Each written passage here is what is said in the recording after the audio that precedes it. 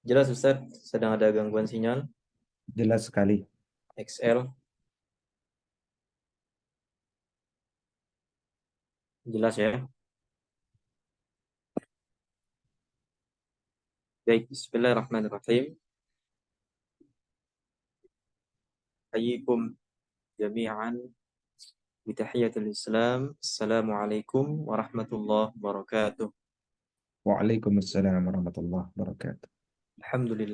Alhamdulillahilladzi alafa baina qulubina fa asbahna bi ni'matihi ikhwana. Wassalatu wassalamu ala asyrafil anbiya'i wal mursalin sayyidina wa maulana Muhammadin wa ala alihi wa ashabihi wa man tabi'ahum bi ihsanin ila yaumiddin, amma ba'du.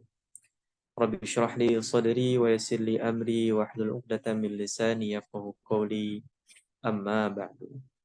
Para muaddib dan muaddibah dimanapun ya antum berada, alhamdulillah hari ini kembali kita melaksanakan salah satu uh, rutinitas kita setiap Senin malam, yaitu agenda qiyam ya, konsolidasi iman bagi para muaddib yang akan disampaikan langsung oleh guru kita semua, Ustadz Dr. Wida Supraha. Alangkah baiknya sebelum itu marilah sama-sama kita memulai agenda kita kali ini dengan membaca Ummul Kitab Al-Fatihah. أعوذ بالله من الشيطان الرجيم. بسم الله الرحمن الرحيم. الحمد لله رب العالمين الرحمن الرحيم مالك يوم الدين إياك نعبد وإياك نستعين اهدنا الصراط المستقيم صراط الذين أنعمت عليهم غير المغضوب عليهم ولا الضالين. Amin. Amin. Allahumma amin. Mudah-mudahan dengan bacaan Al-Fatihah kita semakin menambah keberkahan kita dalam agenda kali ini. Berikutnya adalah materi sekaligus penguatan bagi para muaddib dan muaddibah yang akan disampaikan oleh guru kita Al-Ustadz Dr. Wida Supraha. Kepada beliau waktu dan tempat disilakan. Baik, bismillahirrahmanirrahim. Para muaddib muaddibah yang saya hormati, saya muliakan dan saya cintai di Depok, di Bekasi, di Lampung. Uhayyikum jami'an bitahiyatil islamil khalidah wa tahiyatul islami salam. Assalamualaikum warahmatullahi wabarakatuh. Alhamdulillahirabbil alamin wa bihi nasta'inu ala umurid dunya waddin. La ilaha illallah wa ashhadu anna Muhammad Rasulullah.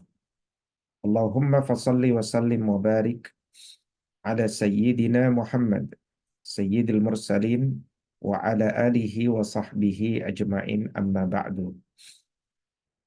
Pertama-tama kita bersyukur kepada Allah Subhanahu wa taala, kita masih bisa dipertemukan dalam nikmat iman, Islam, dan mudah-mudahan ihsan. Dan alhamdulillah hari ini adalah hari pertama kita semuanya memulai kembali pengadaban di semester genap ya, dari tahun 2023-2024. Dan tentunya 2 pekan terakhir kita telah melewati waktu-waktu yang mudah-mudahan bermanfaat, refreshing ilmu, menyegarkan kembali ilmu, mobil khusus tentang islamisasi sains, dan juga menyegarkan jiwa kita dengan ya mungkin Ustadz Ridho pulang kampung, atau mungkin Ustadz Supriyadi bersama keluarga dan seterusnya. Mudah-mudahan dan asatidz lainnya, mudah-mudahan itu membuat sahabat seluruhnya menjadi lebih segar ya, dan mudah-mudahan lebih kuat lagi. Baik, pada kesempatan malam ini mungkin saya ingin membagi ya, atau mengajak antum semuanya mendiskusikan penguatan pada Islamisasi sains kemarin yang antum sudah ikuti, di mana dari Bekasi ada 4 orang ya yang ikut. Dari Lampung juga kalau tidak salah ada sekitar 4 atau 5 gitu ya. Dan dari semuanya yang hadir, mari kita coba dialog apa-apa yang mungkin antum perlu perkuat kembali. Hal ini karena kita meyakini bahwa proses yang hilang dalam proses penyelenggaraan pendidikan hari ini di Indonesia itu adalah yang pertama, eh, kehilangan kebiasaan tadabbur Al-Quran. Nah, itu yang pertama, ya. Sehingga kita sedang berikhtiar bukan sekedar melahirkan penghafal Quran, tapi juga melahirkan penghafal Quran yang terbiasa mentadabburinya.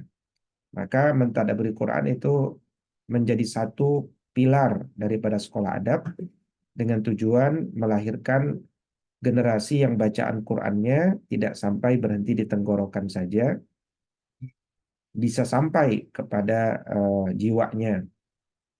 Nah, pilar yang kedua adalah Islamisasi sains, bahwa semua ilmu yang kita bagi adalah ilmu yang benar, the true knowledge, ya, ilmu yang benar, bukan ilmu yang menyamar, ilmu yang menyamar seakan-akan ilmu padahal dia kepalsuan, maka disebut sebagai pseudo knowledge, ya, pengetahuan yang menyamar, gitu, pengetahuan yang seakan-akan pengetahuan, gitu, padahal dia adalah racun, gitu ya.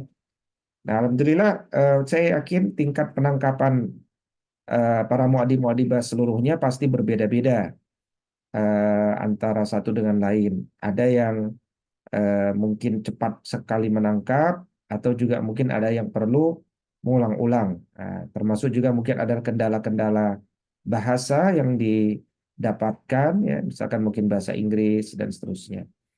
Nah, untuk itu silakan dalam waktu yang terbatas ini, adakah di antara muaddi-muaddibah yang ingin mengkonfirmasi kembali konsep-konsep inti itu, sehingga harapannya sahabat semuanya sudah bisa menjelaskan kepada siapapun, khususnya kepada diri Anda sendiri, ya, tentang bagaimana sekolah adab ini adalah membangun generasi beradab, ya, atau mewujudkan generasi beradab melalui tadabbur Quran dan Islamisasi sains. Nah, proses-proses itu jangan sampai para muaddi-muaddibah juga masih ragu atau juga memiliki kesalahan cara pandang, tapi sudah bisa menjelaskannya dengan baik, ya. Nah, waktu dan tempat saya persilakan kepada muaddi-muaddibah semua, ada yang mau dikonfirmasi. Kalau tidak ada, ya saya yang bertanya nanti kepada satu-satu, ya. Baik, dipersilakan.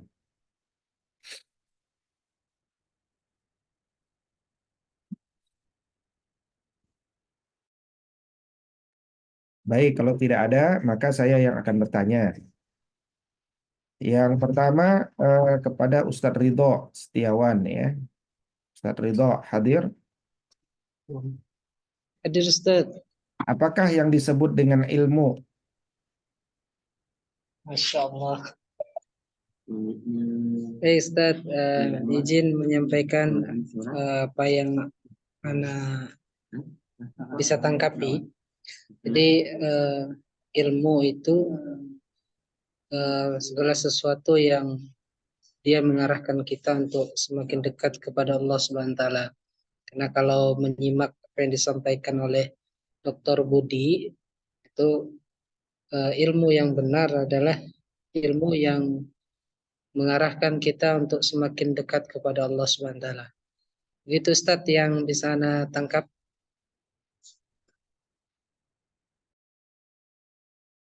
Ya, jawabannya baik, tapi belum tepat karena itu kan, kalau yang disebut ilmu itu yang mendekatkan diri kepada Allah itu kan berarti dampak, ya.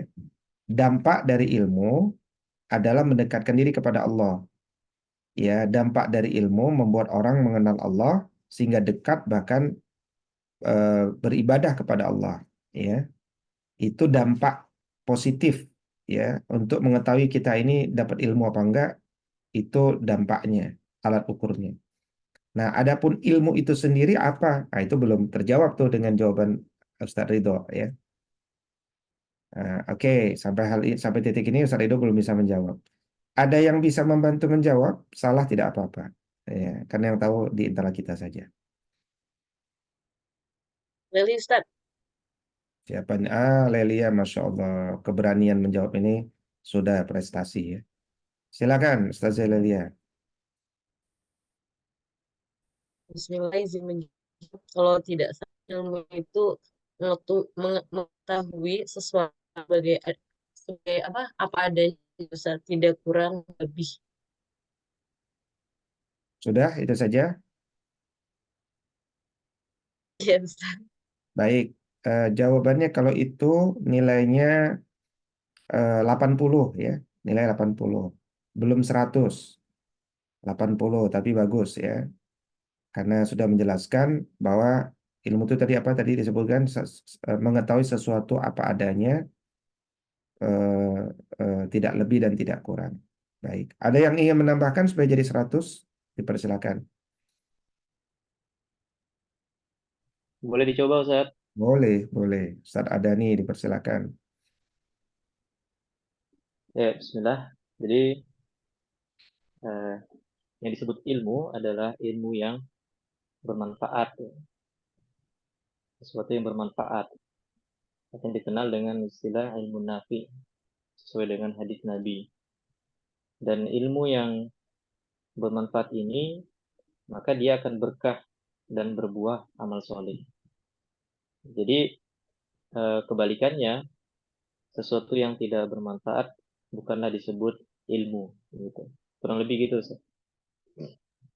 Baik, jawabannya baik, tapi belum tepat karena pertanyaannya kan apa itu ilmu, bukan kategori ilmu, ya. Kalau kategori ilmu mungkin ada ilmu yang bermanfaat dan ada ilmu yang tidak bermanfaat, gitu ya. Tapi ilmu itu sendiri apa? Nah, tapi jawabannya sudah baik, sama dengan jawaban Ustaz Ridho tadi, ya. Tapi apa hakikat ilmu itu sendiri, ya? Ilmu itu sendiri apa? Gitu.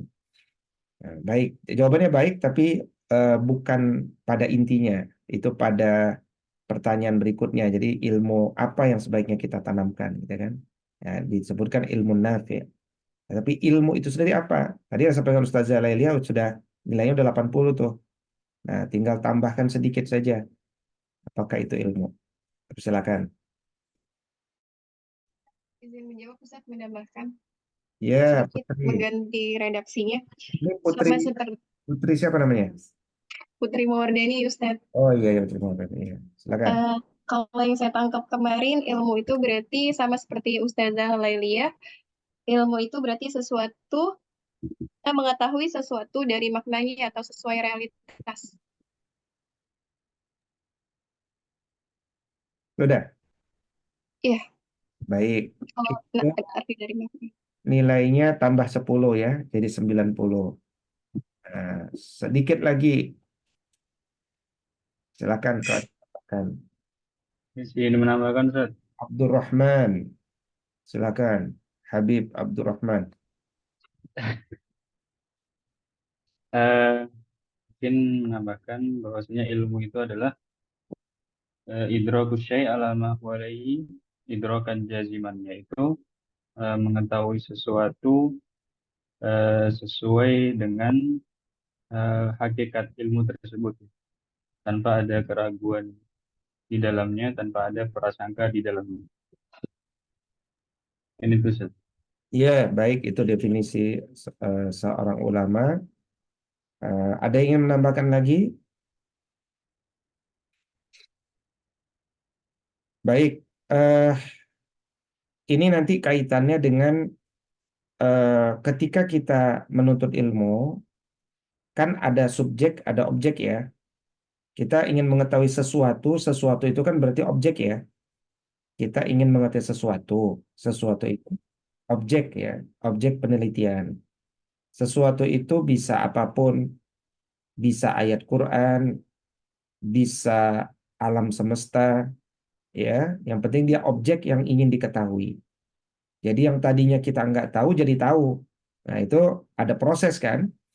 Nah, jadi ilmu itu bagaimana subjek bisa mengenali objek. Nah, makanya di barat itu ada istilah subjektif dan objektif. Ya, misalkan Ustadz Abdul Rahman berpendapat, terus ada yang bilang, Ustadz Abdul Rahman tidak objektif, ya, dia pendapatnya subjektif. Nah, itu pemikiran begitu itu pemikiran dari barat itu. Kalau dalam Islam tidak dikenal subjektif dan objektif. Karena seakan-akan kalau objektif, dia cuma berorientasi pada objek, peran subjeknya nggak ada sama sekali kan kayaknya. Sebaliknya, kalau subjektif, seakan-akan dia tidak melihat objek, hanya pendapat diri dia tanpa menyambung dengan objek. Maka dalam logika yang dapat difahami, dan logika yang dapat difahami itulah logika Islam, ya, karena logika Islam itu selalu sesuai dengan fitrah.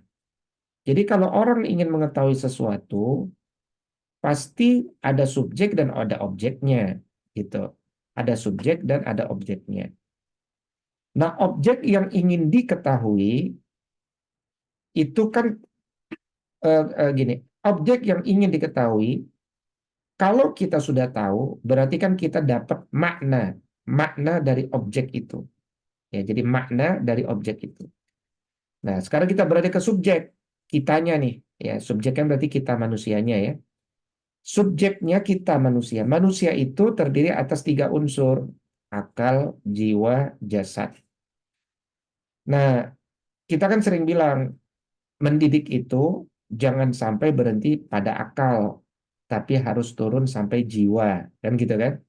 Nah, jadi mendidik itu bukan transfer of knowledge. Kalau transfer of knowledge, mentransfer pengetahuan sampai akal. Nah, itu yang dikhawatirkan banyak orang hafal Quran, tapi malah pelaku LGBT, gitu kan?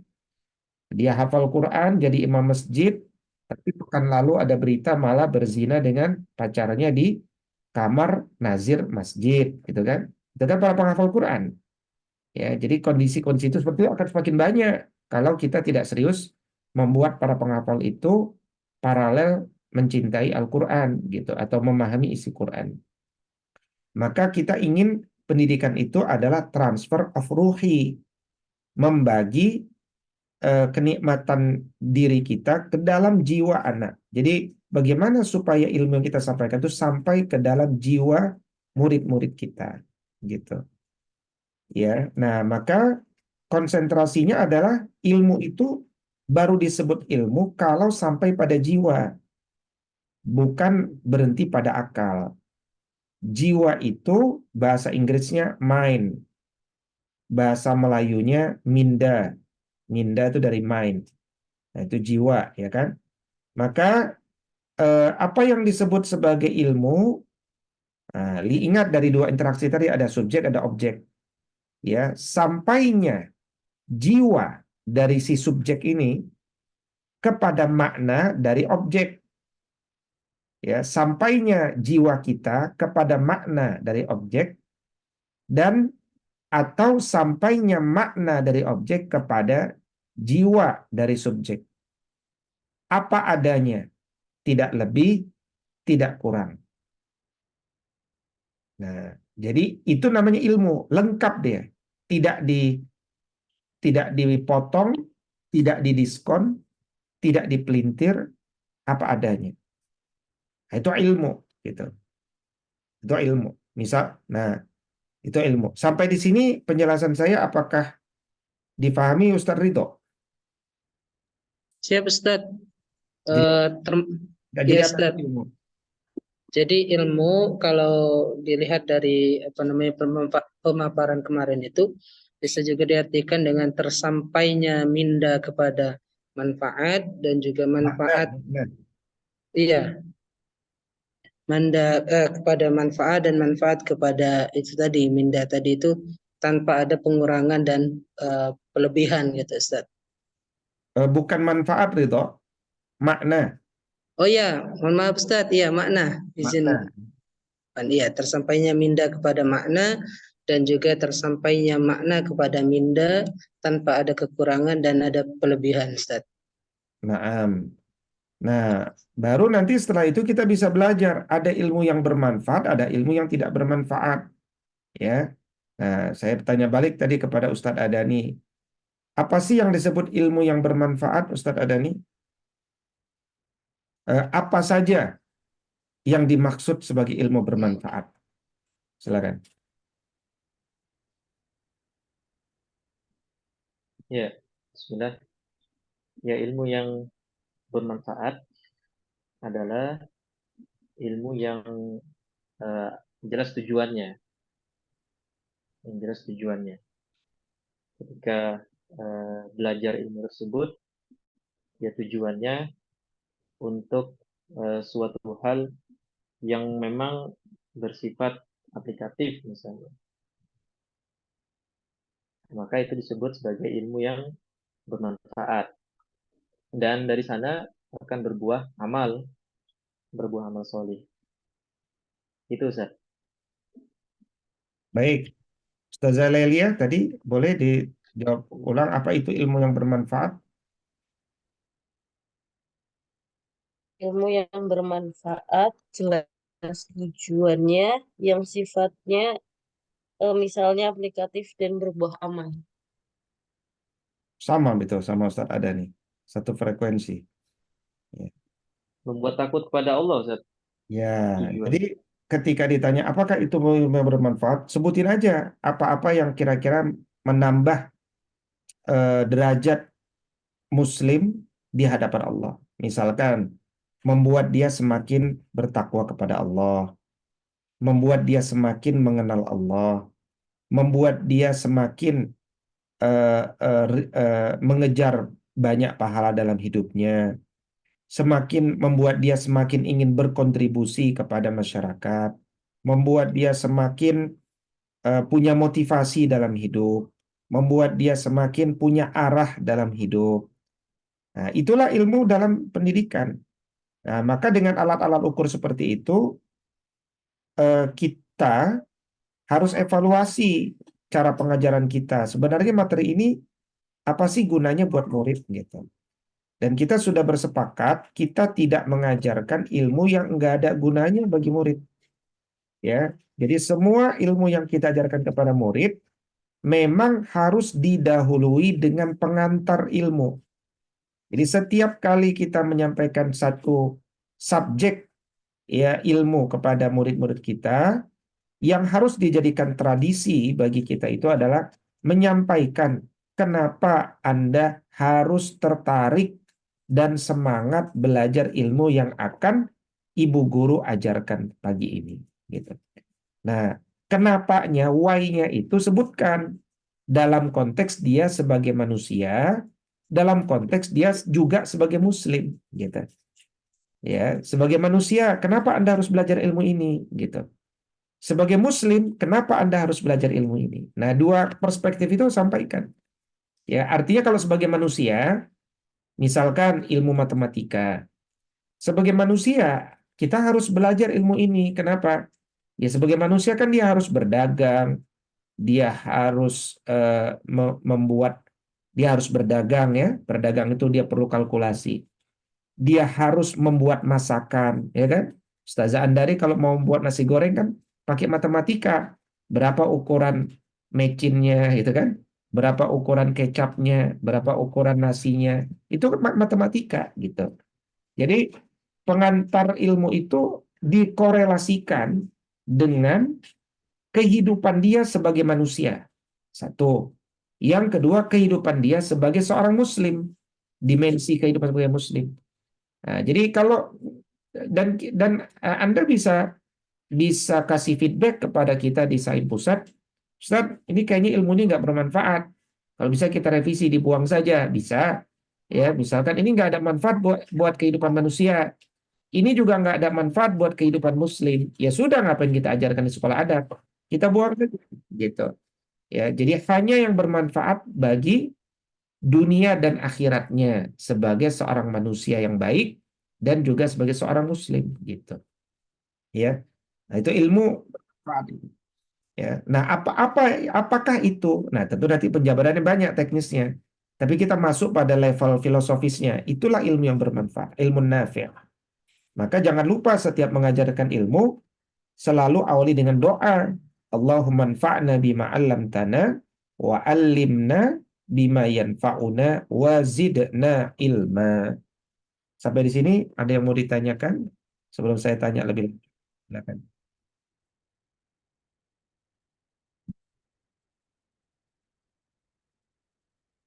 Jelas?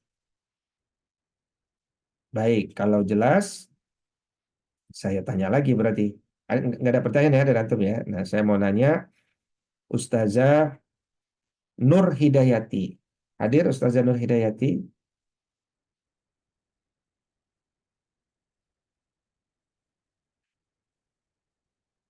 Hadir Ustaz. Nah, jelaskan apa sih hubungan Al-Quran dengan sains?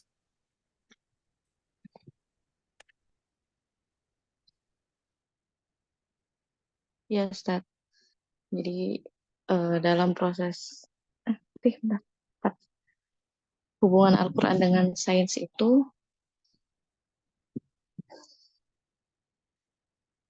jadi kan Al-Quran itu didorong menjadi seseorang yang saintis. Nah, kemudian karena di setiap Al-Quran itu nggak hanya menjelaskan tentang permasalahan sejarah-sejarah atau sosial, tapi juga menekankan adanya apa namanya tahapan-tahapan dalam sainsnya gitu, sehingga orang yang bersama dengan Al-Quran, orang yang selalu bersama Al-Quran, membacanya, mentadaburinya, ataupun menghafalkannya, dia akan mendalami makna Al-Quran itu sendiri, sehingga semakin saintislah ia, eh, maka ketika dia semakin saintis, maka bertambah juga imannya kepada Allah gitu, Ustaz.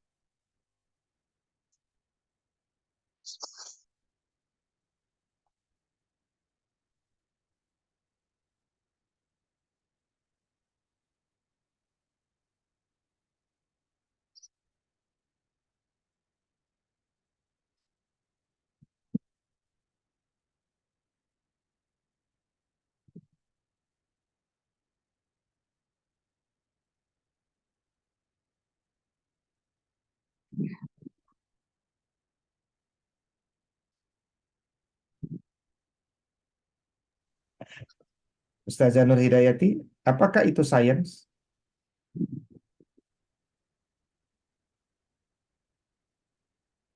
Gimana, Ustaz? Apakah itu sains?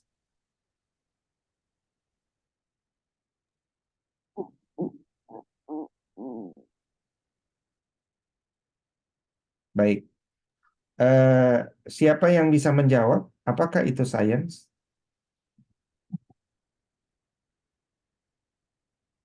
Jawabannya nggak usah berat-berat, jawaban yang bahasa Anda saja. Ya, apakah itu sains? Nah,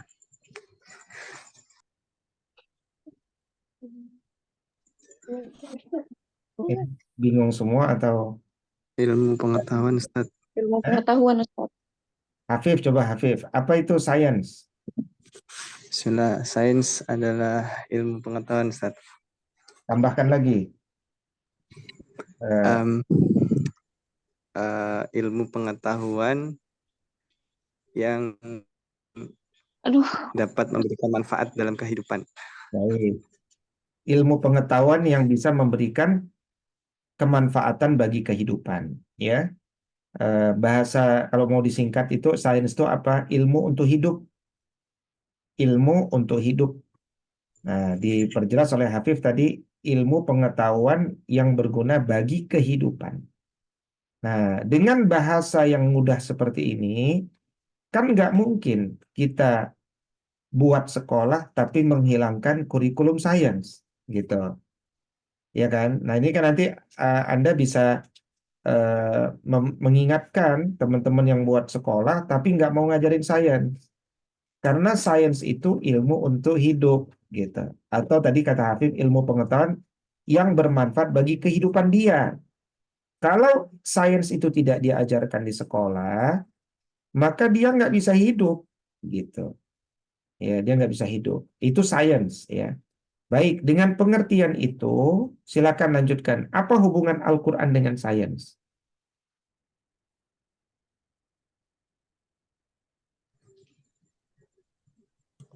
Afif, tambahin, Oh, silakan. bismillah, Ustaz.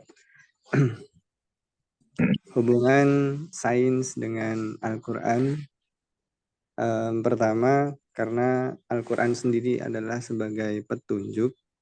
Jadi ketika kita belajar Al-Quran sebagai petunjuk, di dalamnya sudah terdapat tata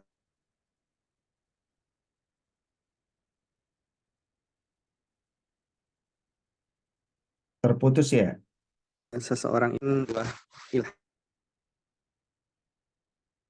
ilmuwan untuk ia dapat menerapkan apa yang ia dapat dari Al-Quran tadi sebagai ilmu untuk hidup di kehidupannya. Semisal ketika seorang itu mendalami tentang rizki atau burung yang terbang, kemudian dari sana terilhami sebuah sains bagaimana ilmuwan terdahulu itu menciptakan sebuah pesawat seperti Ustaz. Afwan. Ya, baik. Silakan Ustazah Irma dengan bahasa yang lain.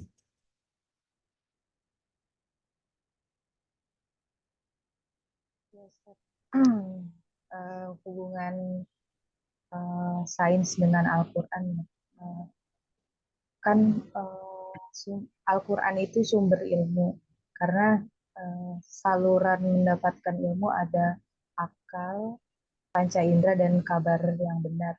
Dan Al-Quran kan termasuk kabar yang benar. Jadi kaitannya Al-Quran dengan sains, yang pertama menjadikan Al-Quran sebagai sumber ilmu.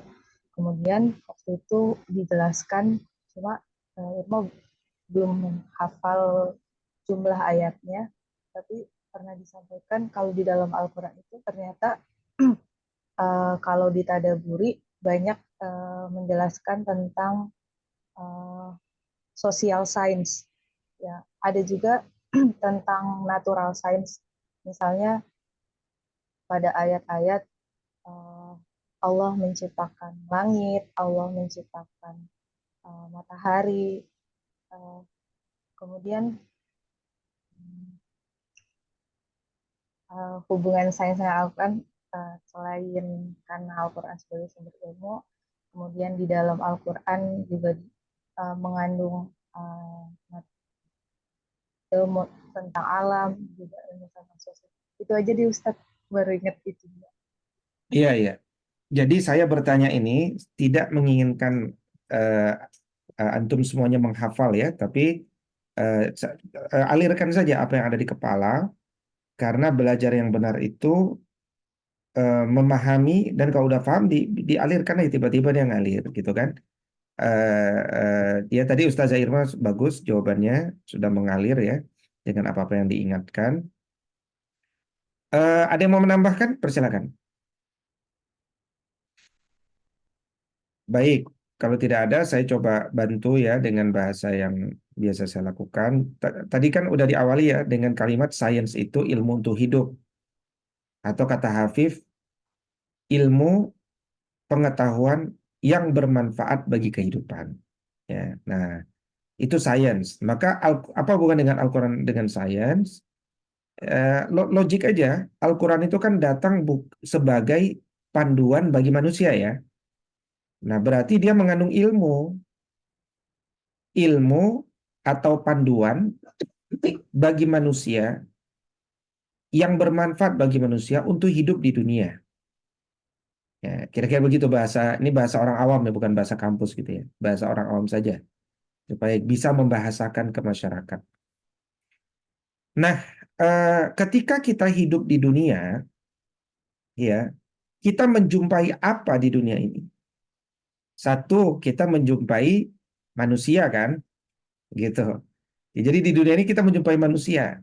Sehingga kira-kira Al-Quran ada nggak panduannya supaya kita berhubungan dengan manusia yang lain? Kan gitu kan? Ketika kita menikah, bagaimana cara berkomunikasi dengan pasangan? Ketika kita punya orang tua, orang tuanya non-Muslim, ya, bagaimana cara kita berinteraksi dengan orang tua non-Muslim? Ketika kita punya tetangga, baik tetangga dekat maupun tetangga jauh, baik ketika kita punya pemimpin, baik kita ketika punya rakyat, bagaimana cara kita berhubungan dengan mereka semua? Itu Quran kan punya bimbingannya.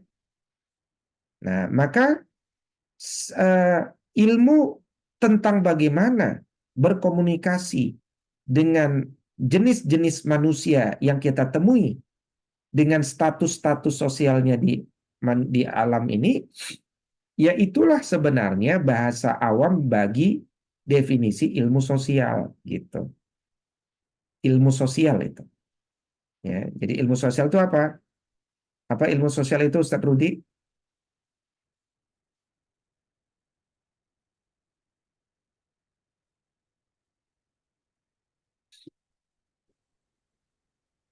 Suaranya nggak masuk.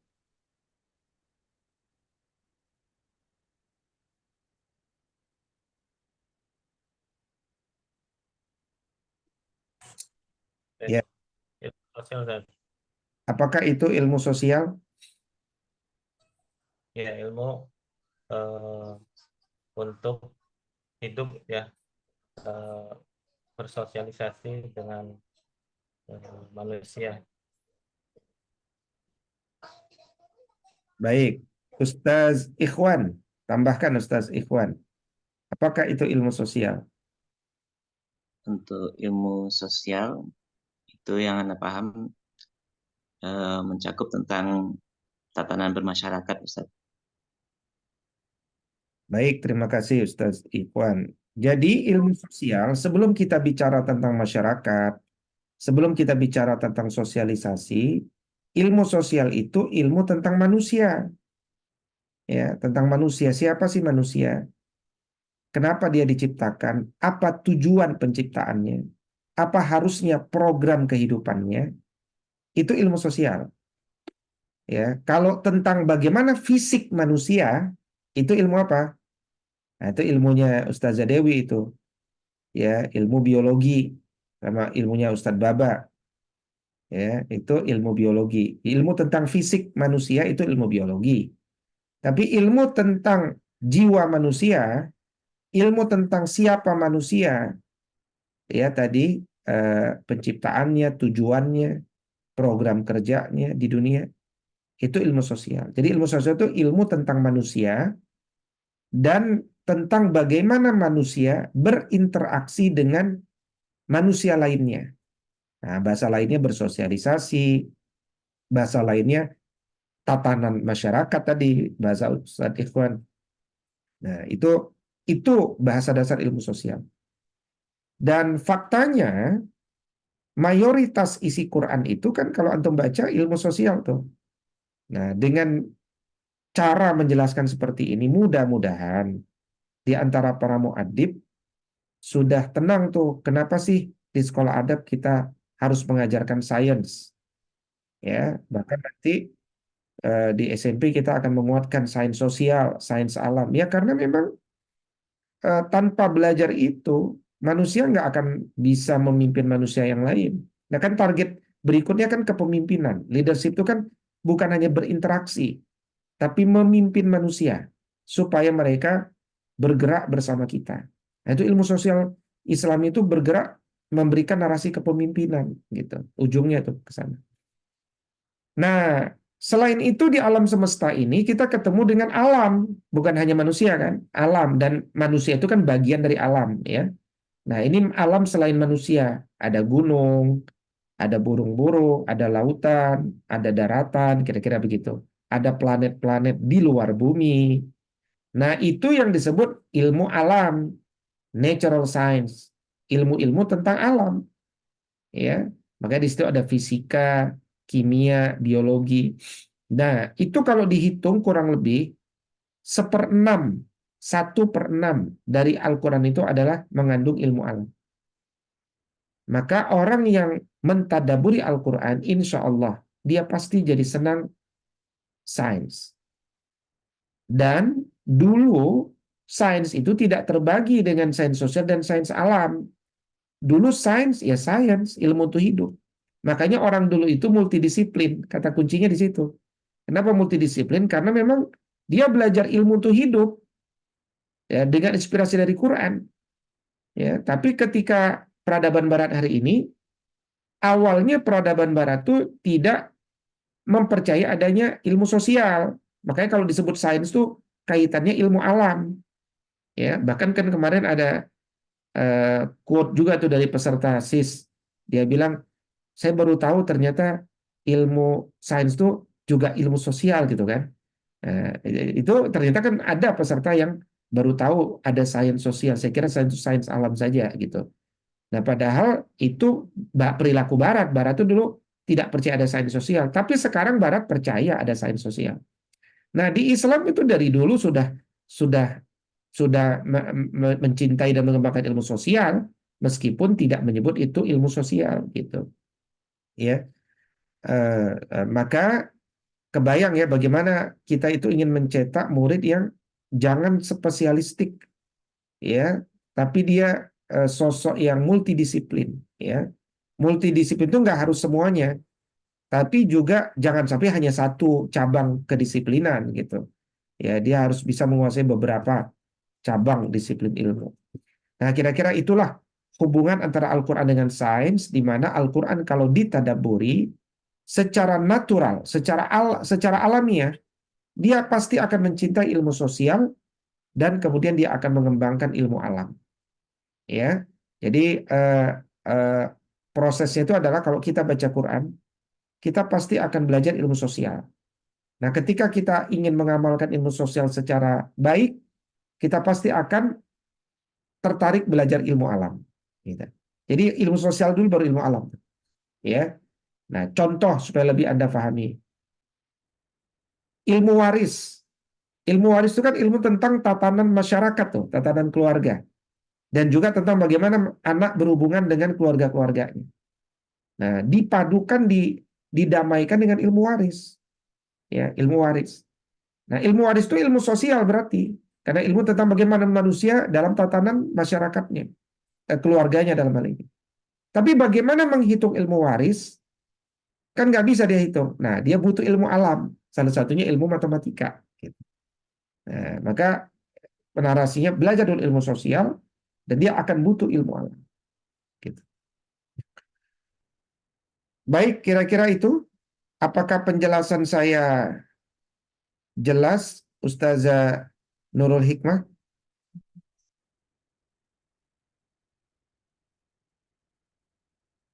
Insya Allah jelas Ustaz. Baik, kalau sudah jelas, saya yakin Ustazah Nurul Hikmah pada sesi-sesi berikutnya sudah bisa menyampaikan materi-materi ya Islam Science itu ya. Jadi kita masuk pada fase-fase di mana saya berharap para muadib-muadibah nanti kami dampingi sudah bisa menyampaikan materi yang sudah pernah didapatkan kepada publik, tapi nanti kami dampingi dan sampai kemudian bisa akhirnya menyampaikan secara mandiri. Ya, dan itulah yang kita lakukan kemarin dengan seminar 3 hari itu, di mana kita minta Ustadz Adani menyampaikan materi tentang konsep tadabbur dan implementasinya, Ustadz Adib tentang konsep adab dan implementasinya, Ustadz Supri tentang konsep tahfiz dengan aplikasinya, Ustadz Baba ya, Ustadz Baba konsep berenang dengan aplikasinya ya. Ustadz Baba ini sedang nulis modul renang ya. Tebal kayaknya modulnya nih. Insya Allah akan segera dicetak ya.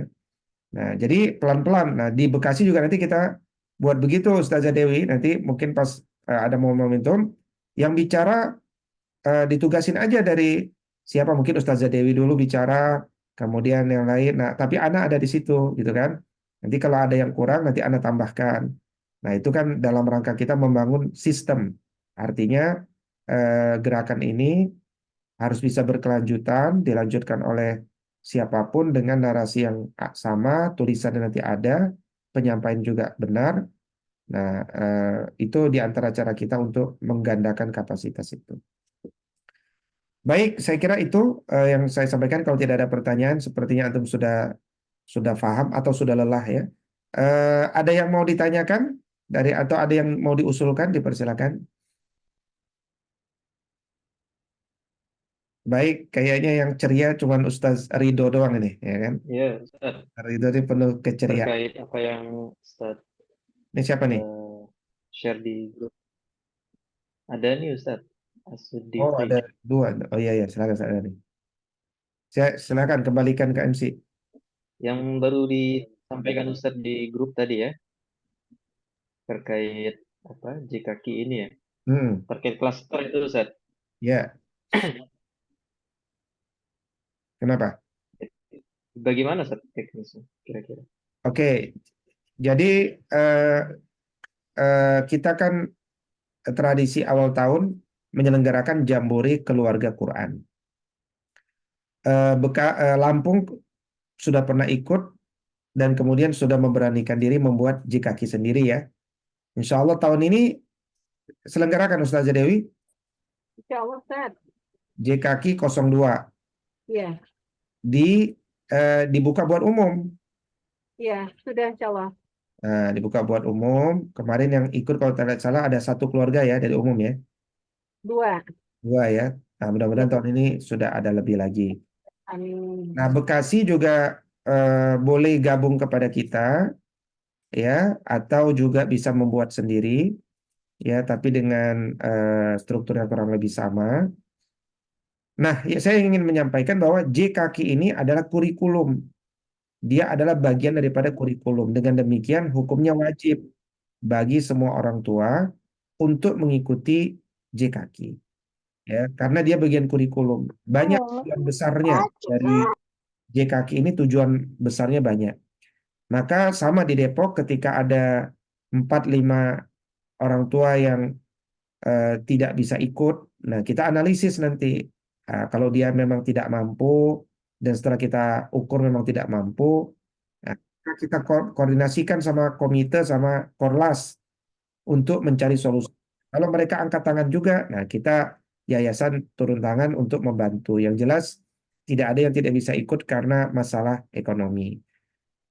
Tapi kalau ternyata dia nggak bisa ikut karena tidak diizinkan perusahaan tempat bekerja, nah, itu sebisa mungkin ada treatment, misalkan ada surat dari perusahaannya yang menunjukkan memang dia serius tidak bisa ikut. Nah, atau bapaknya saja tidak ikut, ibunya bisa ikut, tapi nggak ada yang nganterin. Nah, berarti kita harus diskusikan bagaimana cara membawa ibunya dengan anak-anaknya dengan perizinan bapaknya dan seterusnya. Kayak gitu tuh perlu kita pastikan karena ini bagian daripada kurikulum. Ya, kurikulum itu kita sukseskan bersama. Ya, karena kenapa saya bilang kurikulum? Di antaranya masalah itu adalah ada saja orang tua itu yang mager. Mager tuh benar-benar nggak mau ketemu orang, nggak mau ribet-ribet, nggak mau ke hutan-hutan, gitu kan? Jadi persoalannya bukan pada anaknya, pada ibunya. Nah itu ada 2-3 keluarga ada.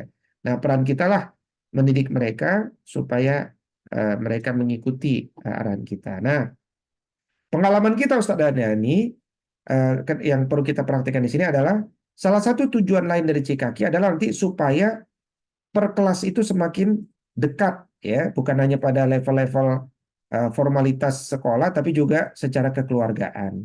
Maka logiknya yang namanya satu keluarga berarti tendanya nanti satu klaster. Satu klaster itu berarti satu wilayah yang berdekatan gitu Ustaz Adani. Nah, wilayah berdekatan ini nanti dipimpin oleh wali kelasnya. Artinya wali kelasnya camping akan berada di ruang di terdekat itu gitu. Nah, dialah nanti yang akan memimpin robitohnya, yang memimpin agenda-agenda dan memastikan bergerak bersama satu rombongan ke lapangan besar gitu saudara ya. Nah, itu evaluasi kita selama ini di mana tidak ada pemimpin, ada saja keluarga-keluarga yang terlambat datang ke lapangan atau pulang duluan atau dan seterusnya. Nah, kayak gitu kita coba rapikan di JKQ 7 ini. Jelas Ustaz Adani?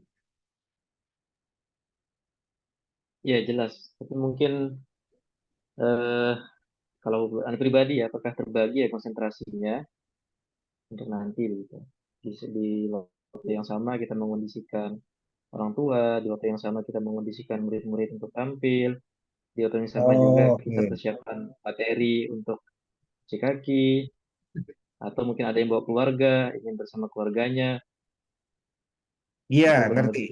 Baik, nanti itu teknis ya. Kalau untuk anak-anak kan sudah ada panitia khusus anak-anak.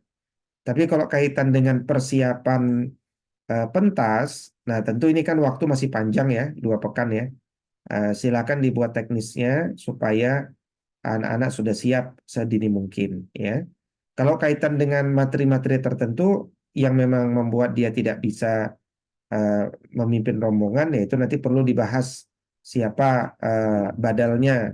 Intinya adalah Ustadz Adani, rombongan itu dia bisa disolidkan dengan camping ini, satu kelas itu bisa solid keluarganya, dan juga dipastikan hadir pada seluruh program yang kita siapkan dari awal sampai akhir. Nah, bahwa nanti ada satu dua guru yang apa namanya punya tugas-tugas tertentu, ya itu nanti teknis, kan itu tidak semua guru kan nantinya. Dan itu nanti juga tidak semua waktu, ya hanya waktu-waktu tertentu yang mungkin dia akan kesulitan gitu. Dan mungkin nanti dia bisa membadalkan, misalkan membadalkan dengan salah satu korlas, dengan salah satu wali kelas atau dengan korlas gitu. Jadi nggak harus dia kan. Jadi partnernya kelas, partnernya wali kelas kan ada koordinator kelas, betul. Jadi di koordinator kelas bisa kita desain sebagai wakil wakil rombongan. Antum ketua rombongannya, wakil rombongannya dia. Nah, ketika antum sedang menyiapkan eh, pentas dan seterusnya, korlas lah yang membantu antum. Intinya nanti klaster itu saling berdekatan antar kelas itu. Konsepnya begitu.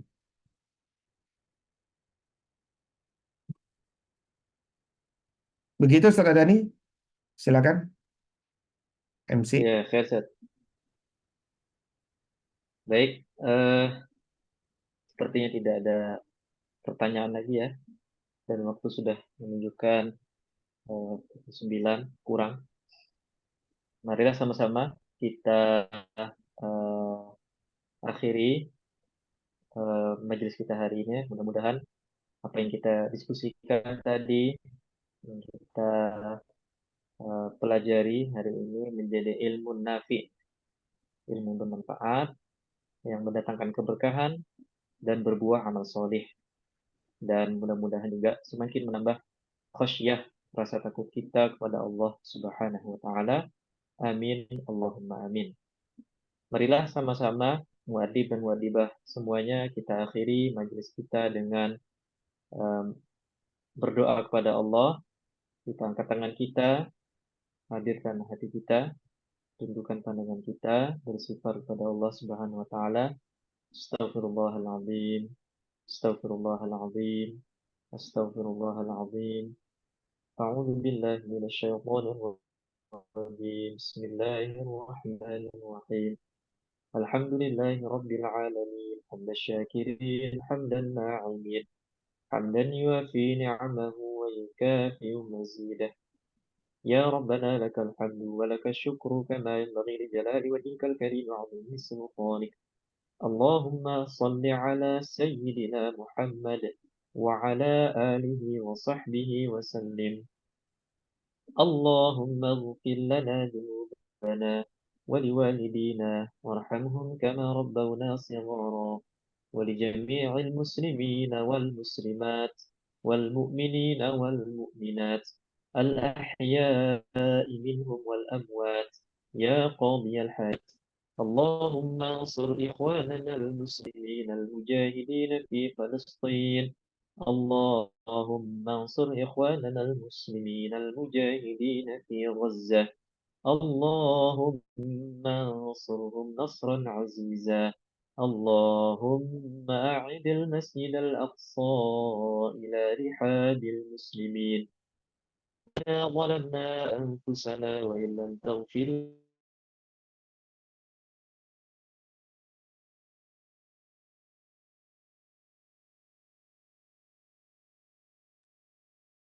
صلى اللهم على نبينا اللهم إنك تعلم أن هذه القلوب قد اجتمعت على محبتك والتقت على طاعتك وتوحدت على دعوتك وتعاهدت على نصرة شريعتك فوثق اللهم رابطتها وأدم ودها واهدها سبلها واملأها بنورك الذي لا يخبو واشرح صدورها بفيض الإيمان بك وجميل التوكل عليك وأحيها بمعرفتك وأمتها على الشهادة في سبيلك إنك نعم المولى ونعم النصير اللهم آمين وصل اللهم على سيدنا محمد وعلى آله وصحبه وسلم والحمد لله رب العالمين Amin Allahumma amin. Mudah-mudahan doa kita dikabulkan oleh Allah Subhanahu wa taala. Agar sempurna lah kita akhiri dengan membaca doa kafaratul majlis. Subhanakallahumma wa bihamdika asyhadu an la ilaha illa anta astaghfiruka. Satu MC, mohon maaf atas segala salah dan khilaf. Astaghfirukum. Assalamualaikum warahmatullahi wabarakatuh. Waalaikumsalam. Waalaikumsalam warahmatullahi wabarakatuh. Jazakumullah khairan. Barakallahu fikum.